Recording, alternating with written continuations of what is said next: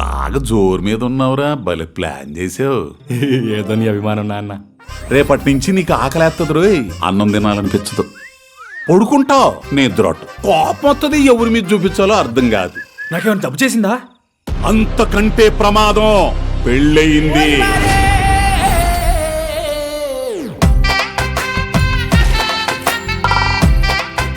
కిందేముందిరా చూస్తున్నావు? 10 చుక్కల ముగ్గో 20 చుక్కల ముగ్గో చూస్తున్నాను నాన్న.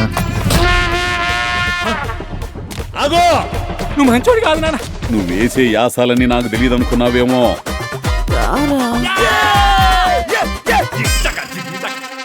అయ్యా వీరయ్యా, ఇప్పుడు చెప్తున్నా విను. ప్రతాప్ కాదు, ఈర ప్రతాప్. వింతలన్నీ విదేశాల్లోనే ఆకాశంలో జరిగితే మా కళ్ళ ముందు ఎప్పుడు జరుగుతాయి? బుజ్జమ్మా, అల్లుడేమన్నా అన్నాడా?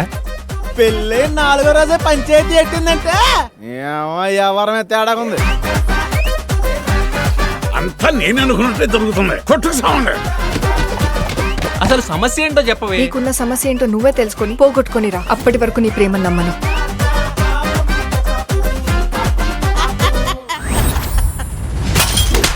వెళ్తున్నా ప్రతాప్.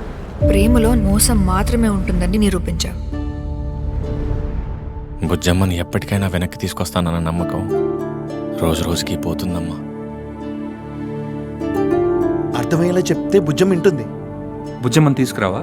మాట్లాడి మనిషిని తీసుకురావచ్చు కానీ తన భయాన్ని పోగొట్టలేం. నాది ప్రేమే కదరా.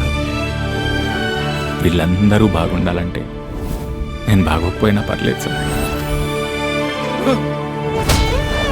వీడేం చేయకపోతే అదెందుకు పోద్ది? జనం నా కొడుకు గురించి రకరకాలుగా అనుకుంటున్నారు. ఒక అమ్మాయి ఇల్లు వదిలి వెళ్ళిపోయిందంటే అబ్బాయి ఏం చేశాడని అడుగుతారు కానీ ఆ అబ్బాయికి ఏం జరిగిందని ఎవరు అడగర్రా.